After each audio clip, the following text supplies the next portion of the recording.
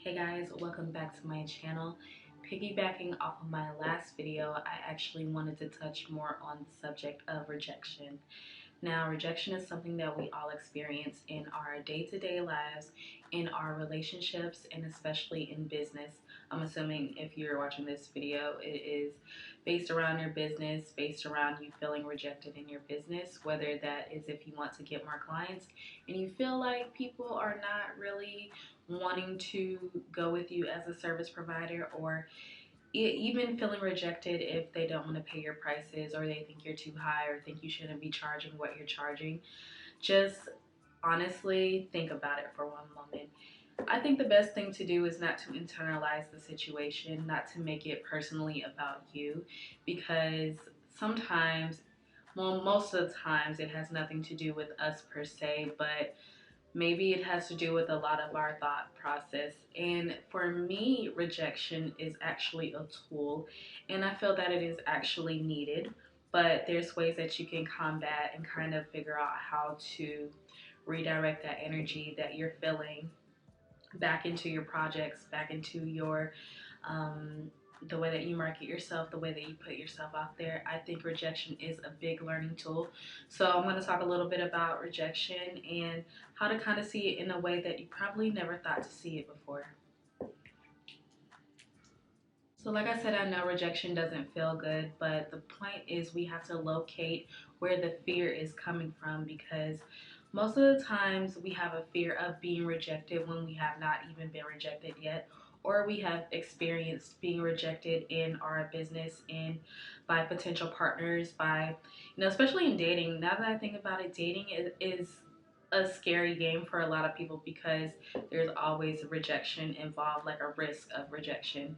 And most people don't go after the things. They put their dreams on hold or kind of live their life on autopilot, or they don't make any big moves because they're afraid of rejection. That has never even happened. Never, probably would have never happened, right? So the fear of rejection is so strong that you want to kind of pinpoint where the fear comes from. Now, for me, I still struggle with this, and I used to struggle with this, especially when I wanted to go up on my prices for my services and for my classes.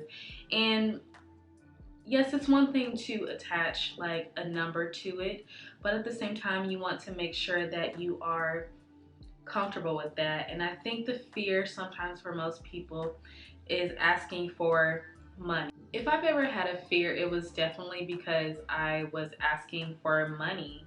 And then I have to kind of pinpoint, am I really asking for money, or are they getting something of value? So you also want to be aware of the fact that you might be afraid of other people's opinions.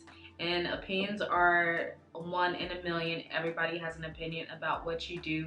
You are going to be criticized till the day you expire out of this world.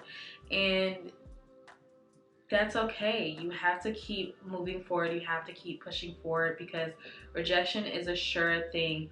But I think that rejection will help you get better, because it will help you pinpoint the things that perhaps you could work on in your limiting beliefs.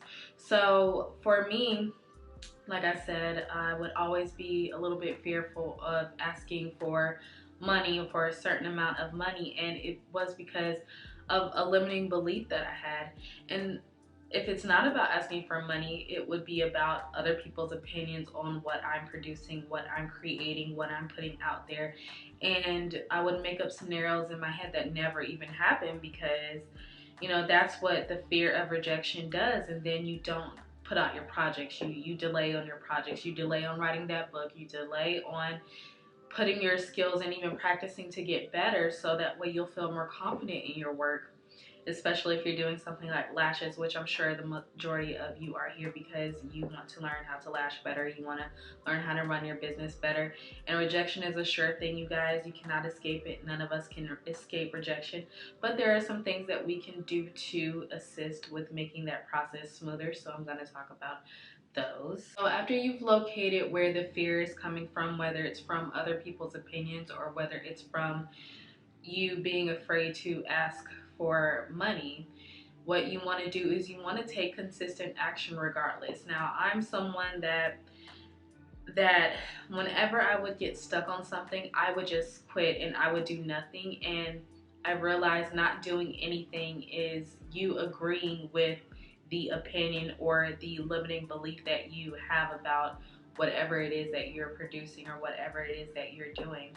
And that definitely hinders a lot of people in not doing the things that they want to do, or leaving, like I said, leaving projects unfinished and not ever realizing their dreams. For me, whenever I'm kind of feeling like I'm having a little bit of a limiting belief on what I'm doing, or where I am with my business, I will have a throw a caution to the wind moment. So taking action consistently, and especially I would do this with like TikToks or Reels. I would just put a TikTok or a Reel out there doing something I would never do. Or I'll share something that has nothing to do with my business per se, just to kind of take the importance off of the project, or me wanting to get new clients and all. And that's really what the underlying situation is that you place so much importance on the thing, so much importance on how many clients you have, so much importance on how much money you make, that you actually don't attract the thing to you, actually go in the opposite direction, because you put so much pressure on the thing to be perfect, on the lash sets to be perfect, on the ideal clientele coming right away, on you making progress right away. It is a consistent movement, and you need to be able to course correct along with the rejection. So you need to be able to work together with those things in conjunction. Having a limiting belief about yourself and what you're providing, especially if you are not confident in what you are doing, you want to add a little bit of balance by providing value. So make sure that you're always doing something that is providing value for your clients or for your potential prospects, if you're coaching or if you're teaching or whatever it is you're trying to do. Even if it's dating, you want to make sure that you are a valuable person. And value is something that just is, but it's very noticeable. And whenever you provide value for people, you feel better about speaking up about the services that you offer. You don't feel like it's just you getting a cash grab. And let's admit it, the people who are out here just getting it and they don't care about people, the reason why it works for them is because they have no shame and they fully believe in what they are putting out there. And you are having all this importance on this one little thing working out, that you are letting perfectionists, like being a perfectionist, cripple you. And I know I'm speaking to myself here, like I should definitely take my own advice on this, but it's really all about how you feel about yourself, you guys. I'm going to keep saying that because everything that you do, everything that you have is because of whatever it is that you believe about yourself on a subconscious level. So the best thing that you can do is to be a valuable person, and not to everybody else, but it's to prove it to yourself that you are worth it. So you can do things to provide value for your clients, whether it's doing the little things and being consistent in that, and taking notes and course correcting whenever something is not working.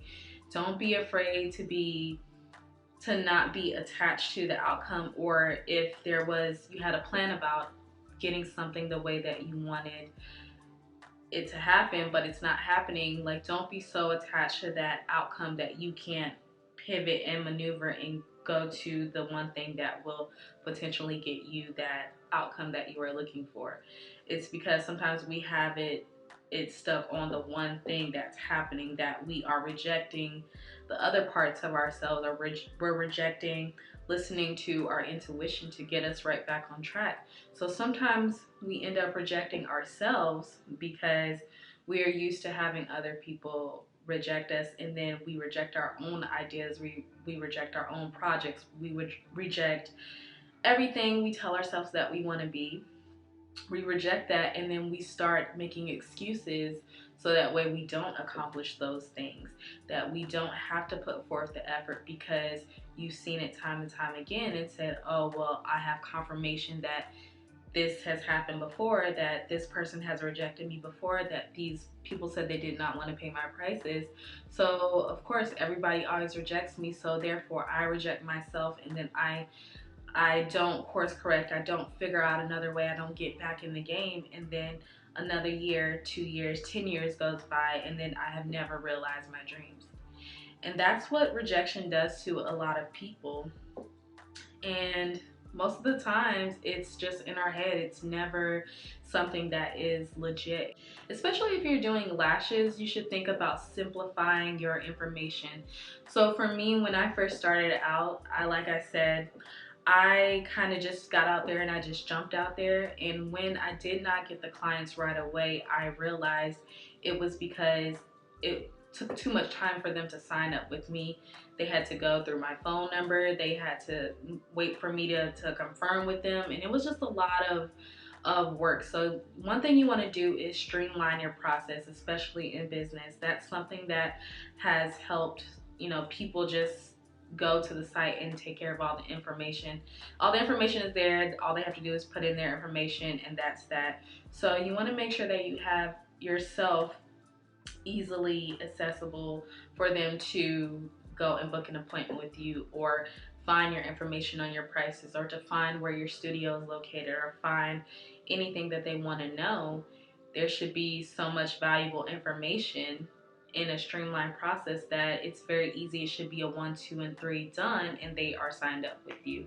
So a lot of the times you are getting rejected because you're not putting forth that extra effort into making sure that everything is in a set place, so the client knows exactly where to go, and that way they won't be having to find you to book an appointment, or find you to have to get information from you. You have everything together. And let's face it, it's more professional anyway to have all your stuff on your website, all your stuff on your booking site. Any kind of questions that you think that the client may have, go ahead and answer it on your site, so that way you'll just be ready, and they will see that, okay, well, I need to just go with her because she knows exactly what to do. Like, everything that I thought, she's already answered. So you want to stay ahead of what your client will think. And especially if you know your ideal clientele, you know what they want to talk about, you know the questions that they have. So it's all about putting it all together. So the last thing I want to talk about is really all rejection is in business, or it is in life, is a tactical problem versus a belief problem. And so it's either going to be the way that you're going about things, or the beliefs that you have about yourself. Now, once I realized this, I realized that I can use rejection as my tool. And I like to use things such as pain, rejection, the negative things, to fuel me to get my projects done, to fuel me to change my life, and just to kind of overall become a better person. And I think sometimes it's the way that you look at things. So if you're consistently being rejected, you have to look at, is it a tactical problem, especially in business? And most of the times it's not. It is the feeling that you have about what you are providing for the client, that your energy shows up and you feel like you're not worth the $200 lash set or whatever you charge for your services. It's that energy that you're bringing to you rejecting your own business, because you tell yourself, oh, like, that's too expensive, I should lowball my prices, I should bring my prices lower, I should do this for X amount, when you're investing so much more into your business, when you have to provide for yourself, when you don't think that you are worth it, when you start making up scenarios in your head that probably will never happen. That's usually what happens. And so a lot of the times I find, especially with myself, that if something is not working out, it's because I have a limiting belief somewhere that I need to tackle and figure out, okay, I can't allow myself to have or do or be this one thing because I have a belief that no, I shouldn't have it, or a belief that I'm not good enough for it, or XYZ. And you really have to ask yourself these questions, because a lot of the times people just mirror back to us what we put out for ourselves. So if you decide to use rejection in a way to benefit you, which I believe you should, I believe that Actually, rejection is kind of like a surefire sign, a little sign that you can change your life. So why not use rejection as a tool to help you become better, to help you to find another way to do whatever it is that you are looking to do. And a lot of the times, like, most people will project onto you, like I said in my previous video. If you didn't watch it, go watch that video. But like I said, most people will project onto you, and people will do that the majority and the rest of your life. You can't allow it to stop you. You're going to be critiqued until the day you die. So why not use rejection as a way to build yourself back up, as a way to figure out a new way of doing things, as a way to get over yourself, pretty much, to get over you not believing in yourself, for you not to put your amazing ideas out into this world. You needed to deal with you, to be honest. So I hope that makes sense. And to you guys, I hope you like, share, and subscribe. And I will see you guys in my next video.